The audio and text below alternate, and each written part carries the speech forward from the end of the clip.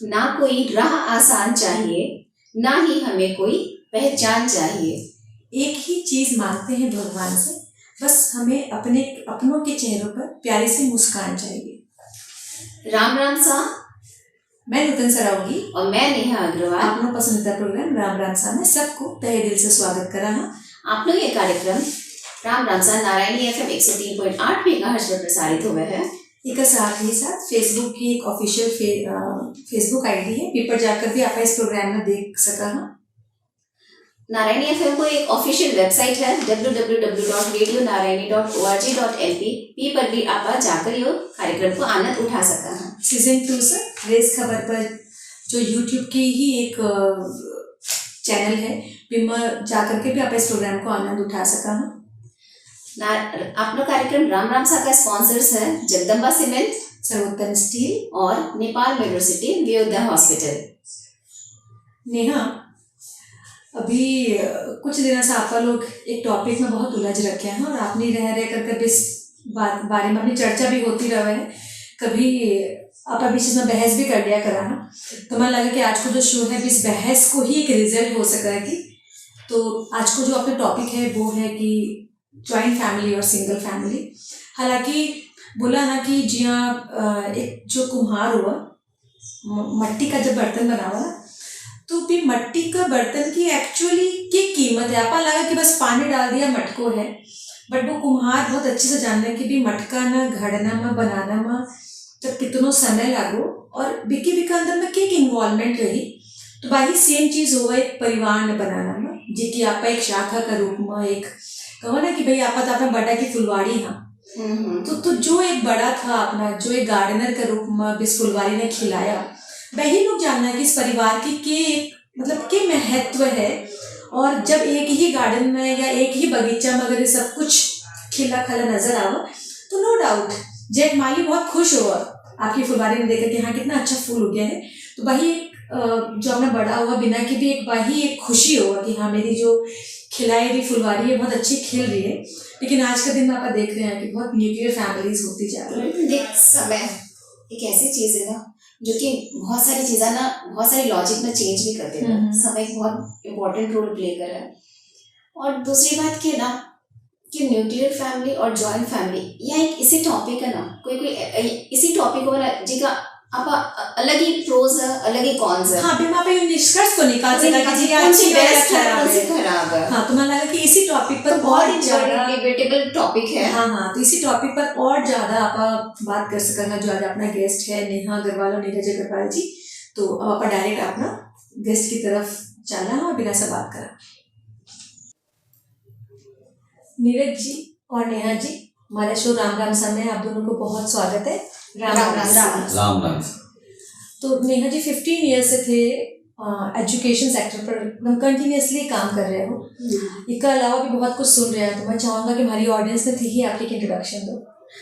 मेरा नाम नेहा अग्रवाल है और मैं 15 साल से बीपीसी में बिलवन पब्लिक कॉलेज में नेपाल में यहाँ पे एम्प्लॉयड हूँ एज एसोसिएट प्रोफेसर अभी काम कर रही हूँ। और मैं अपना पीएचडी भी कर रही हूँ इंडिया से, और अभी मेरा 2-3 महीने में डॉक्टरेट कंप्लीट होगा इन मैनेजमेंट में पीएचडी कर रहे हैं। हाँ। नीरज जी? मैं Neeraj Agarwal, I am self employed and मैं बीरगंज में बहुत सारे संघ संस्था से जुड़ा हुआ हूँ, जैसे कि बीरगंज उद्योग वाणिज्य संघ का मैं एग्जीक्यूटिव मेंबर हूँ और मारवाड़ी युवा मंच का महासचिव, और उसके साथ साथ मैं रिलीफ सोसाइटी ऑफ कॉमर्स का भी महासचिव। और मेरे अपने व्यवसाय हैं, व्यवसाय में मैं खाद्यान्न का काम कर रहा हूँ जो मेरी फैमिली ओन बिजनेस है। और उसके साथ साथ मैंने अभी रिसेंटली 2-3 इयर्स बैक एक ड्रास्टिक चेंज किया और उस चेंज में मैंने सर्जिकल की तरफ फोकस करते हुए सर्जिकल का व्यवसाय शुरू किया। मुझे जहाँ तक याद है कि मैं कोविड के समय ही आपसे पहली बार मिली थी। हाँ, ये एक सौंदर्य है कि जैसे संजोग है कि मैंने बिफोर 6 मंथ ये सर्जिकल का काम शुरू किया and with the grace of God Birgunj में रिलेशंस काफ़ी अच्छे हैं और सर्जिकल का काम शुरू करते हुए एंड एक बेनिफिट ये हुआ कि जो भी मुझसे जुड़े हुए लोग थे उन्हें ये आइडिया लगा कि मैं ये काम कर रहा हूँ and the benefit goes to the society of Birgunj. हाँ, वो समय की डिमांड भी वही थी। एंड वो मुझे एक डिलाइटेड फील हुआ उस समय काफ़ी, क्योंकि मैं सर्व कर पा रहा हूँ, बिकॉज बेसिकली ये होलसेल का काम है, डिस्ट्रीब्यूटरशिप का काम है, but going to individual is a very hard task, but काम हुआ। जी नेहा जी, जैसे कि अभी हम देखते हैं सोसाइटी में कि ठीक है, कुछ वाइफ्स हैं, लेडीज़ हैं जो वर्किंग हैं, जेंट्स के तो वर्किंग होते ही है। जैसे आप जो हमारे इस राम राम सा के शो पे you are the very first couple कि जो इंट्रोड्यूस कर रहे हैं हम लोग कि जो दोनों वर्किंग है, और आप 15 साल से काम कर रहे हो। और हमने सुना है कि 15 ईयर्स पहले आप लोग की एक जॉइंट फैमिली हुआ करती थी, और आज के दिन में ठीक है जॉइंट एंड सिंगल फैमिली का कुछ मिक्सचर एक उस टाइप से आप डील कर रहे हो और वर्किंग भी हो। हम आपसे ये जानना चाहेंगे कि जॉइंट और सिंगल फैमिली के बारे में आप क्या बोलना चाहेंगे? मेरा विचार ये है, मैं ये कहना चाहूँगी कि जॉइंट फैमिली है या न्यूक्लियर फैमिली है, सिंगल फैमिली है, दोनों ही अपनी अपनी जगह अच्छी हैं। पर एक तरीके से अगर हम जॉइंट फैमिली में रह रहे हैं तो जॉइंट फैमिली में हम लोग को सपोर्ट मिलता है अपने एल्डर्स का, और साथ में जो बच्चे हैं हमारे छोटे बच्चे, उन लोगों को भी एक कॉन्फिडेंस लेवल डेवलप होता है कि हाँ, उन लोगों को सोशल स्किल्स आती हैं, लोगों से आपसी मेल मिलाप कैसे किया जाता है वो सब भी आता है। जॉइंट फैमिली में लोग एक दूसरे की रिस्पॉन्सिबिलिटीज़ को शेयर करते हैं, आपस के काम को बांटते हैं, तो लोगों के पास समय भी होता है कि वो आपस में अपना लेजर टाइम निकाल सकें और आपस में एंजॉय कर सकें। फेस्टिवल्स हैं या कुछ भी है, जॉइंट फैमिली एक तरीके से मेरे हिसाब से काफ़ी हैप्पीनेस लेके आती है इंडिविजुअल को। पर उसके साथ साथ कभी कभी अगर कोई कॉन्फ्लिक्ट्स आते हैं, क्योंकि ज़्यादा लोग साथ में रह रहे हैं तो हाँ, ये होना ही है कि कॉन्फ्लिक्ट्स रहेंगे या कोऑर्डिनेशन की प्रॉब्लम होगी, सोच सबकी अलग अलग होती है। सबसे बड़ी बात है कैसे हम मिल के रहें। अच्छा, तो नेहा जी, मैं आपसे, जैसे आपने बोला ना कोऑर्डिनेशन कभी कभी मिलाना मुश्किल भी हो जाता है जॉइंट फैमिली में, तो आप वर्किंग है 15 साल से, तो आप जॉइंट फैमिली में थे या है जो भी अभी, तो उस टाइम में आप वर्किंग भी थे, तो आपको कभी कुछ प्रॉब्लम हुआ एक ना कोऑर्डिनेशन मिलाने में कि मैं वर्किंग भी हूँ, हाउसवाइफ भी हूँ? देखिए, सबसे ज़रूरी होता है प्लान। अगर हम प्लान करके चलते हैं अपने टाइम को, अपने हाउस होल्ड के काम को, जो भी है, तो हमारी काफ़ी चीज़ें मिल जाती हैं। साथ में कोऑर्डिनेशन के लिए एक होता है दूसरे के सोच को समझना, ये बहुत ज़रूरी है। क्या दूसरा इंसान हमारी चीज़ों को सपोर्ट कर रहा है? अगर उसकी सोच हमसे नहीं मिल पाती है तब दिक्कत होती है, तो उसके लिए थोड़ा सा पेशेंस ज़रूरी है, थोड़ा शांत रहना ज़रूरी है। कभी कभी कोई कॉन्फ्लिक्ट है, उसके सामने अगर हम शांत रहते हैं, पेशेंस रखते हैं और जवाब पलट के, जैसे बोलते हैं ना, जवाब देना बड़ों को या किसी को भी, वो अगर हम नहीं करते हैं एक समय के लिए, हम ये बोल सकते हैं हाँ, जॉइंट फैमिली में हम आपस में मिलके कोऑर्डिनेशन ला सकते हैं। नीरज, क्या बोलना चाहेंगे आप इस बारे में? देखिए, अपार्ट मैं जॉइंट फैमिली का बहुत बड़ा लवर हूँ और मेरे साथ ये है कि जॉइंट फैमिली आपको एक मौका देती है बहुत सारी वस्तुगत चीज़ों को समझने के लिए, क्योंकि वहाँ पे डिफरेंट सेट ऑफ माइंड के लोग होते हैं। जैसे मेरे पापा की सोच कुछ और मेरे साथ, ठीक बात है, 10 लोग हैं, 10 ब्रेन्स हैं, 10 ब्रेन्स हैं। उसके साथ साथ वहाँ पे जब मान लीजिए मेरा एक बच्चा है, आज के टाइम में मैं यहाँ पे हूँ मान लीजिए, और अभी घर पे अगर मैं न्यूक्लियर रहता हूँ, मेरा बच्चा स्कूल से अभी आएगा या आने वाला है, तो उसे कौन अटेंड करेगा, ये मेरे दिमाग में एक एस्पेक्ट चल रहा है। लेकिन मैं ज्वाइंट में हूँ, इसलिए मेरा कोई एस्पेक्ट्स नहीं है, मैं फ्री हूँ। क्यों? क्योंकि वहाँ पे कोई ना कोई है जो उसे अटेंड करेगा। दूसरी बात, जो न्यूक्लियर रहते हैं उन्हें फिर हेल्पर्स रखनी पड़ती है। और संजोग से अभी जो आपने हेल्पर्स की बात की, एक संजोग में कुछ दिन पहले एक फेसबुक पे सर्फिंग कर रहा था, और सर्फिंग के दौरान किसी एक यूपीएससी के टीचर्स या एक बंदा जो उसको कंटिन्यूएशन देता है, वो एक न्यूक्लियर फैमिली के ऊपर कुछ एग्जांपल्स दे रहा था। अब देखिए, एक न्यूक्लियर फैमिली, उसके हस्बैंड एंड वाइफ दोनों अपने फैमिली को आगे बढ़ाने के लिए अर्निंग के प्रोसेस में जाते हैं। बिकॉज आज के टाइम में अगर आपको अपनी लाइफ स्टाइल्स को, स्टैंडर्ड्स को अपलिफ्ट करना है तो मेल और फीमेल दोनों को वर्किंग होना जरूरी है। उसके बाद उसका जो बच्चा है, जो उसका बेटा या बेटी जो भी है, उसको कौन देखेगा? वर्किंग के टाइम इट्स नॉट पॉसिबल। तो मेल और फीमेल क्या करते हैं, वो पेरेंट्स क्या करते हैं, किसी न किसी को हायर करते हैं कि वो अपने बच्चे को देखे। जो मेड बच्चे को देखती है उसको भी अपने घर को चलाने के लिए कुछ पैसे की जरूरत होती है, इसलिए वो आके हमारे बच्चे को देखती ठीक है। बात है। और उसके घर पे उसका बच्चा अकेला रहता है और कहीं ना कहीं सफर करता है और इधर उधर भटकता रहता है। सडनली एक बच्चा जिसको 2 माँ संभाल रही है, एक मेड और एक उसकी अपनी माँ, और एक बच्चा जो अकेला रह रहा है और सोसाइटी में घूम रहा है, फिर रहा है, और कल को वो एक ऐसी सोसाइटी की तरफ जाता है जिसमें वो सोसाइटी का एक नेगेटिव पर्सनालिटी बन के वापस आता है और एक नेगेटिविटी जाती है। तो ये संजोग मैं इसलिए रख रहा हूँ क्योंकि मैं ये एस्पेक्ट देना चाहता हूँ कि ये एक लाइवलीहुड है कि हम न्यूक्लियरिज्म या सिंगल फैमिली एक समय का मांग हो जाता है या एक उस समय की जरूरत हो जाती है कि आदमी अपने आप को सिंगल या न्यूक्लियर की तरफ मूव करता है। लेकिन उसके साथ साथ हम अपने बच्चे की परवरिश या हम अपने बच्चे को कैसे आगे की तरफ लेके जाएं और उसको आगे की तरफ अपलिफ्ट करें, जिससे दोनों के भविष्य, चाहे अपने बच्चे की हो या जो मेड जो हमारे बच्चे को आगे की तरफ अपब्रिंगिंग कर रही है, उसका भी भविष्य अच्छा हो। केवल एक मेड की या उसकी नहीं है, बात ये होती है कि भाई हम अगर जॉइंट फैमिली में रहते हैं तो we have so many persons, हमारे पास इतने सारे लोग हैं कि हमारे पास बहुत सारे हेल्पिंग हैंड्स हैं। और न्यूक्लियर में है तो हमारे पास में हैंड्स नहीं है। ये तो एक वो जहाँ हम रह रहे हैं ये उस माहौल की या उस टाइम की एक डिमांड होती है, बट वो एक रीज़न नहीं है। मतलब अगर हम ये देखें कि आज क्यों जॉइंट फैमिली से न्यूक्लियर फैमिलीज आजकल ज़्यादा होने लगी है। आज हम देखते हैं सोसाइटी में शादी होती है, विद इन 6 months ये होता है कि भाई वो लोग साथ नहीं रहना चाहते हैं। उनके लिए मतलब आजकल तो लोग ये भी कहने लगे कि भाई लोग सुखी है जिनका माँ बाप पहले से एक तो फ्लैट की चाबी पकड़ाते हुआ तो भाई माँ बाप खुश है ना। क्यों है ये टैग? नूतन, मुझे क्या लगता है ना, मैं बताती हूँ इसके, मुझे जो मेरे दिमाग में आ रहा है कि हम पहले जब स्कूल में रहते थे ना, जब हम अपने टाइम पे स्कूल जाते थे तो हम हमारे उस टाइम पे क्या था ना, एक मॉनिटर बनाया जाता था स्कूल में। एक वो मॉनिटर बोलता था, क्लास में सबको बोलता था कीप क्वाइट, सब बच्चे सुन लेते थे वो मॉनिटर की बात, वो लीडर होता था क्लास का। लेकिन आज के टाइम पे वो नहीं है। आज के टाइम में आज जैसे मेरा बेटा स्कूल जाता है ना, एवरी वीक चेंज होते हैं लीडर्स।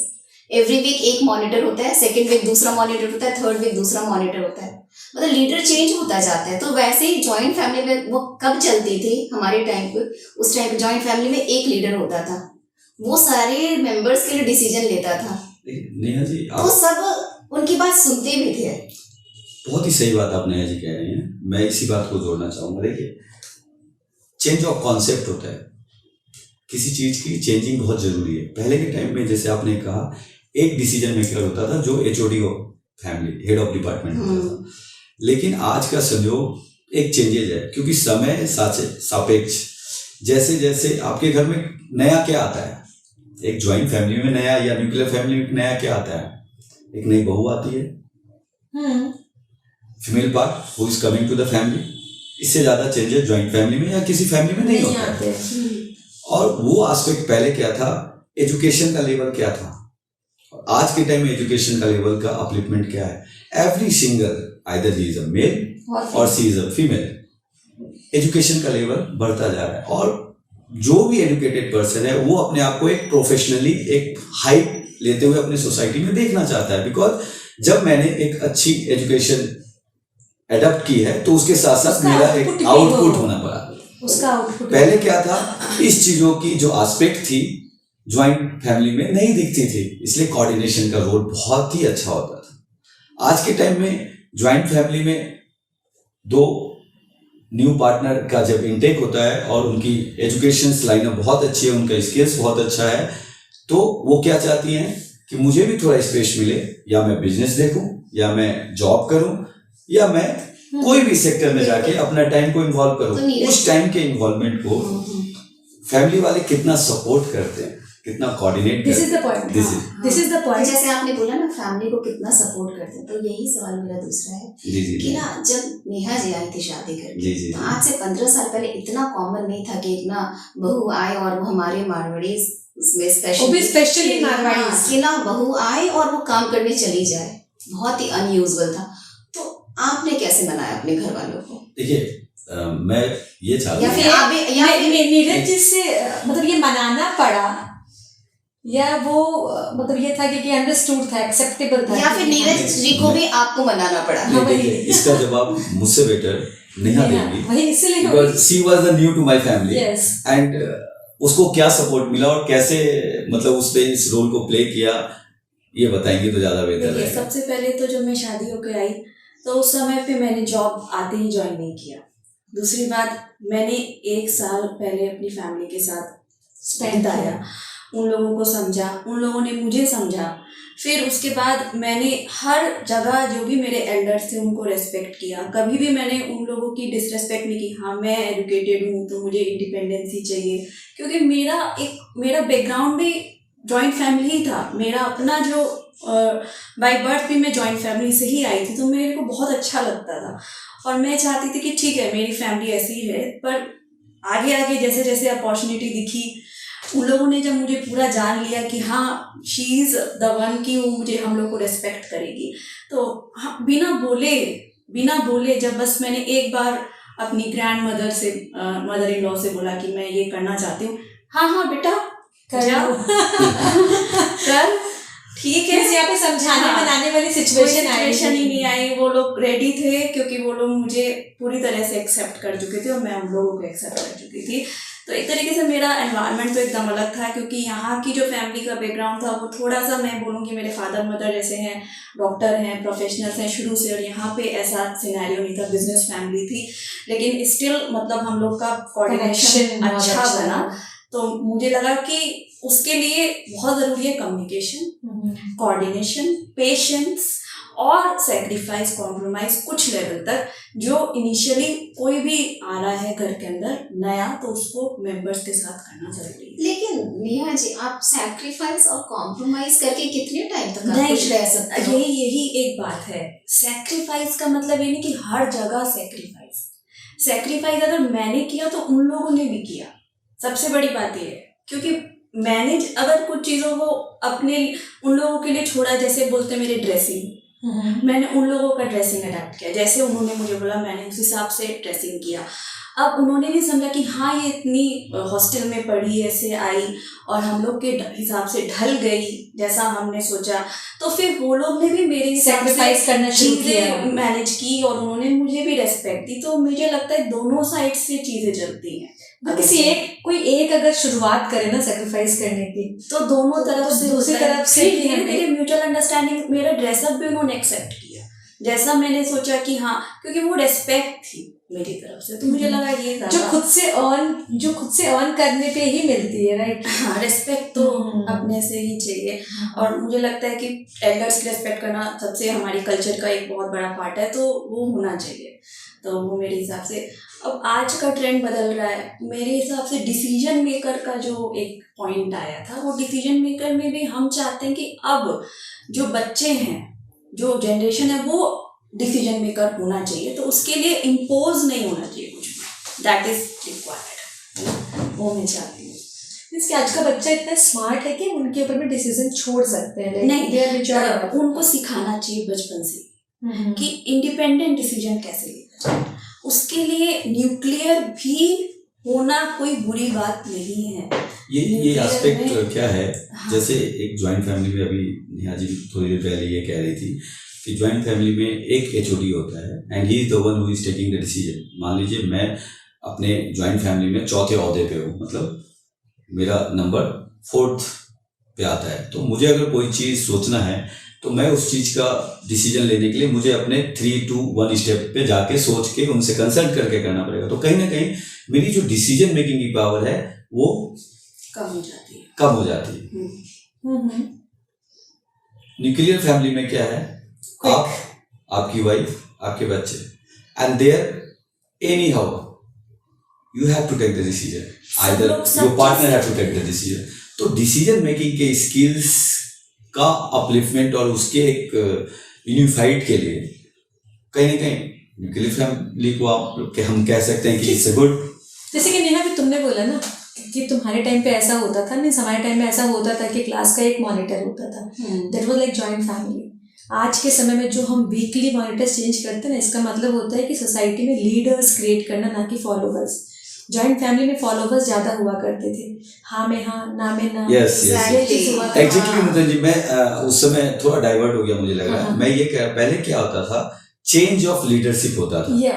आज का कॉन्सेप्ट क्या है, chain of leadership. Chain of leadership क्या है कि एक लीडर जो विजन क्रिएट करता है, दूसरा लीडर जब उसको इस लीडर के विजन्स को कैरी फॉरवर्ड करते हुए अपने विजन्स को भी इम्प्लीमेंट करते जाते, उससे क्या होगा, कल्टीवेशन और अपलिफ्टमेंट जो होगी, जो अपडेट जो भी होते हैं ना, वो अपडेट भी होते जाते हैं। क्योंकि हमने बीरगंज में ही, नीरज जी, नेहा जी, हमने ऐसी फैमिलीज को देखा है कि जो आज के दिन में न्यूक्लियर फैमिलीज है। हमारे फ्रेंड्स में से ही हैं काफ़ी लोग।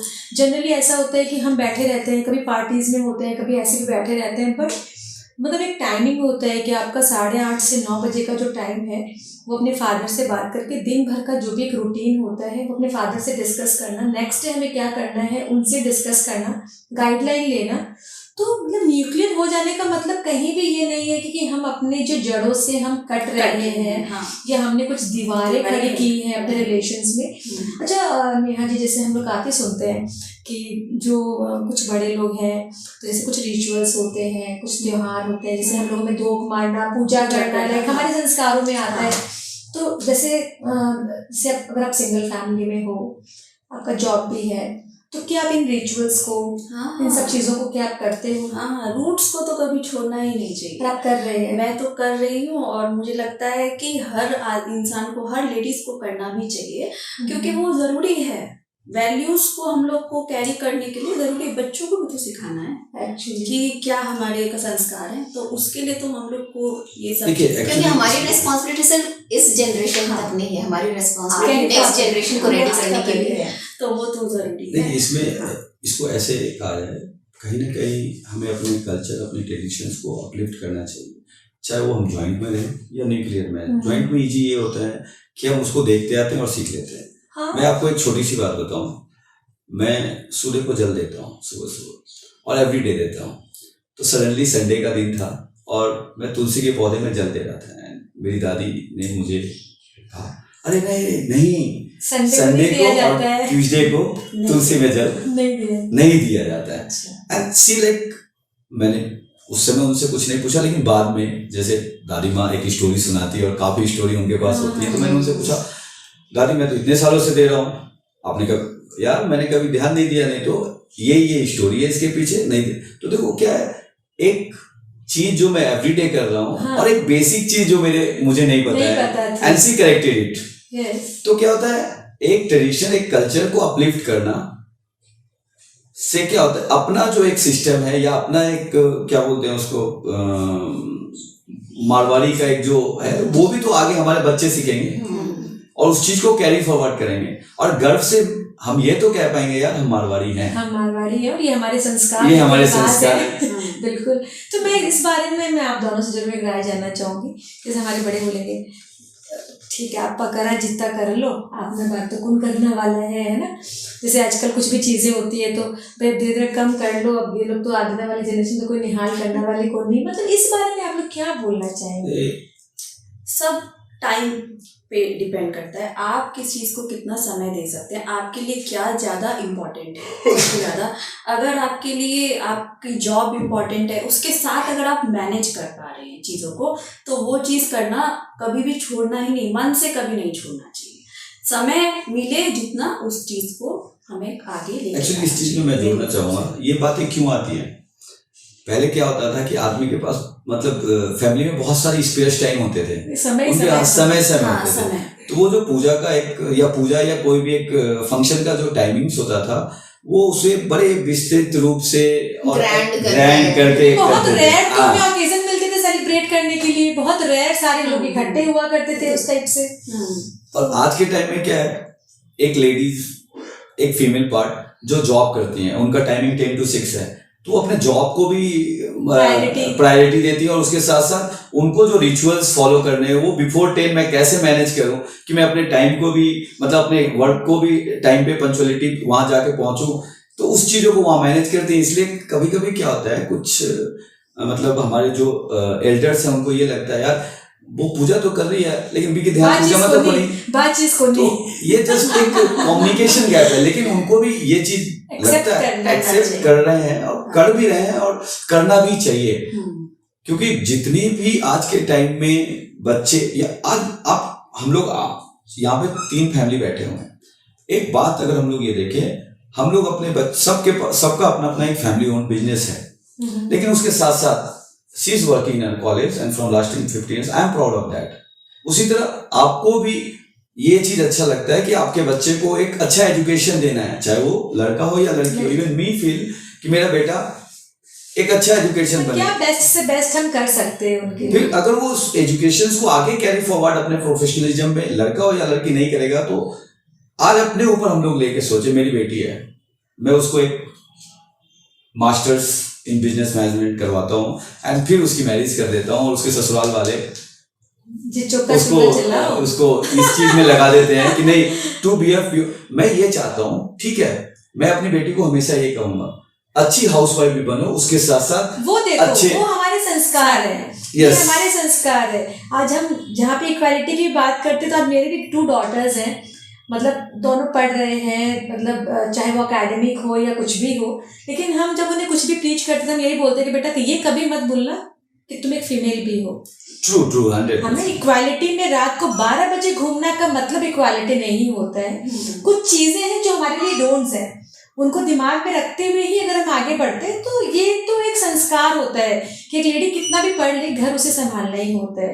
लेकिन अब जैसे आप दोनों वर्किंग हो, नहीं देखो, घर उसे संभालना होता है, ये बात तो ठीक है कि घर उसे संभालना होता है, लेकिन एक टाइम देखो आने वाला जनरेशन ऐसा है ना, अगर वो वर्किंग है, ये भी वर्किंग है, क्यों उसे ही संभालना है। पूछ रही थी कि आप दोनों वर्किंग हो, ही संभालना आप दोनों का क्या कोऑर्डिनेशन है? अगर आज मेरा बेटा होगा तो मैं क्यों ना चाहूंगी कि वो अपनी वाइफ को हेल्प करे, डिवाइडेड होने पूरा 50% हेल्प करे, क्यों ना चाहूंगी। नेहा जी क्या है ना, अभी हम लोग एक बात शुरू से कर रहे हैं, माइंड सेटअप।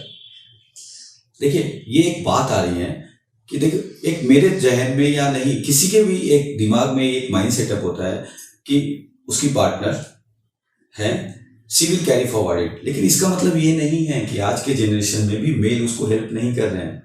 अगर मैं एक अपना एग्जांपल अगर रखता हूँ, मान लो आज इसकी जो क्लासेस है, जैसे बिरगंज पब्लिक कॉलेज का क्लासेस का टाइमिंग है मॉर्निंग 6 to 11, तो क्या 6 से 11 का जो शेड्यूल्ड है, क्या वो कैरी फॉरवर्ड नहीं होगा? कुछ सेक्रीफाइस मुझे भी करना पड़ेगा। 6 to 11 तो एक हाउसवाइफ के लिए पीक टाइम होता है। अगर एज अ हाउसवाइफ की बात करें, it's a peak time, it's all about a mind setup. तो आप जो 6 से 11 का क्लास अटेंड करते हो, तो फिर नीरज जी आपका क्या रोल रहता है 6 से 11? एज यूजुअल, ये मान लो उसमें सबसे बड़ा रोल क्या है, सुबह का पूजा का एक जो अपने हम लोग एक पूजा है, हमारे बड़े हैं, हमारा बच्चा है, बच्चों की रिस्पांसिबिलिटी, ब्रेकफास्ट बनाने की। मेरा सिंपल रूटीन मैं आपको बताता हूँ। मैं सुबह उठता हूँ, इसे कॉलेज ड्रॉप करता हूँ, उसके बाद वॉक और बैडमिंटन करता हूँ, उसके बाद मैं घर वापस आता हूँ। मैं सुबह जाती हूँ और बेटा का टिफिन पैक करके 6 बजे टिफिन पैक करके अपना रेडी करके सो जाती हूँ। जैसे मैं घर वापस आया, मैं घर वापस बच्चे को रेडी ये करते हैं? नहीं, वो अपने आप ही। Actually now she is 8 and 9, वो अभी क्लास 9 में है। अच्छा, वो बच्चे भी वैसे मेरे को लगता है ना कि वो समझ जाते हैं। जब तक मैं घर वापस आता हूँ वो रेडी रहता है, मैं उसको दूध बना के देता हूँ एंड मुझे मैं एंजॉय करता हूँ, मैं उसे दूध बना के देता हूँ। नीरज जी, मैं इसी हेल्प की बात करना चाह रही थी कि अगर वो काम कर रही है, उसके बाद भी अगर आप ये एक वो हो जाए कि नहीं वो लेडी है तो उसी की जिम्मेदारी है दूध का ग्लास देने का, तो फिर ये बात गलत हो जाती है। मैंने अभी ये कहा ना, it's all about a mutual understanding, how you carry forward yourself. इसमें मैं नेहा की इस बात से बहुत ज्यादा वो करती हूँ कि जैसे नेहा ने बोला कि साल भर तक इन्होंने नहीं सोचा कि मुझे जॉब करना है, दिल में था कि इन्हें कुछ करना तो है, आज इतने हाईली क्वालिफाइड है, सब कुछ है, बट इन्होंने साल भर जो वक्त दिया और जहाँ पे इन्होंने पेशेंस की बात की, तो मुझे लगता है कि अगर ये वाला चीज़ करके अपने लिए अगर एक जगह बना लो घर में, तो this is so called understanding और म्यूचुअल अंडरस्टैंडिंग, तो उसमें चीज़ें बहुत ईजी हो जाती मैं है। आपको एक बताऊं, जैसे अभी इसने कहा, अगर आप इसका बैकग्राउंड देखें तो इसकी मदर गायनेकोलॉजिस्ट है, इसकी मदर गायनेकोलॉजिस्ट है, इनके फादर जनरल फिजिशियन है, इनके ब्रदर डेंटिस्ट है। Now see the background. Their mother, father, and All highly educated. they are highly educated and well practitioner in their cities. Okay. And she herself is PGDBM, hmm postgraduate in diploma management. तो एक professionalism blood में है, और उसके साथ साथ मेरी family ने भी उस प्रोफेशनलिज्म को जो अपलिफ्ट किया, समझा है, और उसको ड्यू रिस्पेक्ट इसने भी दिया। तो it's all about will be landed safely and तो फिर नीरज जी और नेहा जी, जैसे आप समय के एकदम करीब आ चुके हैं, अब जाते जाते आज के जो हमारे कपल्स हैं ना, जो बहुत सारी ऐसी ना लेडीज है जो कि काम करना चाहती है, बहुत सारे ऐसे हस्बैंड्स हैं जो कि ना काफी वाइफ चाहती है कि वो काम करे, लेकिन हस्बैंड शायद हिचकिचाते हैं कि कैसे मैनेज होगा घर में, घर कौन देखेगा, घर में कैसे मैनेज होगा, बच्चे कैसे मैनेज तो होगा, उनको आप दोनों क्या छोटा सा एक मैसेज दे। मैं इसको सिंपल कहूंगा, एक म्यूचुअल अंडरस्टैंडिंग रखिए, एक दूसरे को समझिए। आप जब एक दूसरे को समझेंगे और एक दूसरे को हेल्प करेंगे, विदाउट दिमाग में ये मेंटेलिटी रखते हुए कि मैं मेल हूँ, वो फीमेल है, तो आपकी सारी परेशानियों का समाधान आप लोग अपने आप निकालेंगे। मेरी राय भी यही है, जहाँ तक हम लोग जॉब कर रहे हैं, हम लोग को यही सोचना चाहिए कि घर भी हमारे लिए ज़रूरी है। अगर जॉब ज़रूरी है तो घर भी है, मेरे हस्बैंड भी है, मेरे बच्चे भी हैं, उस चीज़ को भी अपना रिस्पेक्ट करते हुए आगे बढ़ना चाहिए। तो नीरज जी और नेहा जी, आप हमारे शो में आए, समय दिए, उसके लिए बहुत बहुत धन्यवाद। आप लोगों का भी बहुत बहुत धन्यवाद और राम राम। जिंदगी में किसी का साथ काफी है, कंधे पर किसी का हाथ काफी है, दूर हो या पास फर्क नहीं पड़ता, सच्चे रिश्तों का तो बस एहसास ही काफ़ी है। और इस बारे में नेहा जी और नीरज जी बहुत अच्छे से अपना कॉन्सेप्ट क्लियर किया कि भाई आपने ही परिवार में स्ट्रगल करने की जरूरत को नहीं, एक कदम आप आपा चाला अगर, तो सामने वाले भी 2 कदम उठाने के लिए तैयार हो गए। बहुत एक सुलझी हुई सोच का सागर है, लग रहा कि नेहा जी शादी करके आई थी घर में, और कितना शांत, मतलब कितनी शांत एक वो थी ना कि कोई बात बताने का समय में इसको लग रहा था कि बहुत स्ट्रगल किया हो या भाई बड़ी ही शिद्दत से बात चीज़ हासिल हुई जो आप करना चाह रहा था, और बिना की जो पैटर्न भी थी ना लाइफ में जीने की, हर बात में पेशेंस। और नीरज जी की अगर बात करा तो मतलब यह लग रहा था कितनी सपोर्ट कर रहा है खुद वाइफ ने, कि कोई भी कंप्लेंट्स नहीं, कुछ भी नहीं, ठीक है अगर बात जा रही है काम पर सुबह 6 से 11, तो बच्चा ने अगर दूध को गिलास देना तो ठीक है मैं दे दूंगा, कोई बात नहीं, ईगो को नहीं, कोई मैं ईगो वाली बात को नहीं थी कि भाई मैं क्यों करूँ यह चीज़, क्योंकि यह चीज़ बहुत कम अपनी कल्चर में देखने में मिला है कि भाई कोई मेन जाकर किचन में जाकर बना कर लावा दूध को गिलास या फिर नाश्ता। तो नारायणी FM 103.8 मेगाहर्ट्ज़ से मैं लोग एक छोटी सी बात पर इस आज का शो ना समाप्त करना चाहूँगा कि अब समय बहुत बदल चुके हैं। आज लड़का हो या लड़की इक्वली पढ़ रहा है, इक्वली स्ट्रगल कर रहा है आपका करियर के लिए, आपका भविष्य के लिए। तो आप थोड़ी सी आपने माइंडसेट चेंज करा। एक समय तो जिस समय में एक आप कहते ना कि साइकिल का 2 पहिया है, एक आगा वालों पहियों काम करे तो पीछे वालों जो पहियों है वो घर संभाल रहे है। आज का समय में परिभाषा चेंज होगी, आगा वालों पहियों आगे ही रहोगे, पीछे वालों पीछे ही रहोगे। मारो कहने को मतलब ये बिल्कुल भी होनी कि दोनों पहिया सागा चालो, बट आज जटा सी बहुत क्वालिफिकेशन एक हाइट पर है। अब अभी चीज़ ने एक्सेप्ट करा, एक जो फीमेल है, जो एक महिला है, बाबी यह चीज़ जरूर सोचा कि हाँ मैं एक फीमेल हूँ, मेरे साथ अभी कुछ इसी पाबंदियाँ हैं जो मैं को नहीं कर सकूँ। लेकिन मैन भी ये जरूर सोचा कि आज की जो लड़कियाँ हैं, जो फीमेल वर्ग है, वह इक्वली पढ़ा लिखा है, तो बिना ना अब यूँ नहीं सोचा कि जी ये केवल घर संभालने के लिए बनी है। नूतन मैं मतलब कि इंटरप्ट करना चाहूँगी कि यह एक समय की डिमांड भी हो चुकी है, बिल्कुल, कि हस्बैंड और वाइफ दोनों ने वर्किंग होना बहुत जरूरी है। इतनी कॉस्टली इसीलिए या सिर्फ एक पैशन को नहीं रह गई है लड़कियों की कि वे घर से बाहर निकल कर, नीड है आज के समय की, नीड है, बिल्कुल आज के समय की नीड है। क्योंकि आज अगर आप एक बच्चा की एजुकेशन पर ही देखा तो मुझे लगा कि एक जना की तो पूरी सैलरी बच्चा के एजुकेशन पर ही खत्म हो जाएगा। तो इसलिए इस शो का माध्यम से हमारी यही एक उद्देश्य थी कि मैं लोग इस एस्पेक्ट पर थोड़ी सी चर्चा कर सका। तो अब समय का नज़दीक था, तुम्हारा टेक पार्टनर्स दीपेंद्र जी, विशाल जी और आनंद जी ने बहुत बहुत धन्यवाद, और हमारी ऑडियंस और नो डाउट हमारे स्पॉन्सर्स सब ने तहे दिल से मैं लोग स्वागत करा। फिर मिलेगा इसी समय इसी वक्त, तब के लिए राम राम। स्वागत छ तपाईहरूलाई जगदम्बाको देशमा।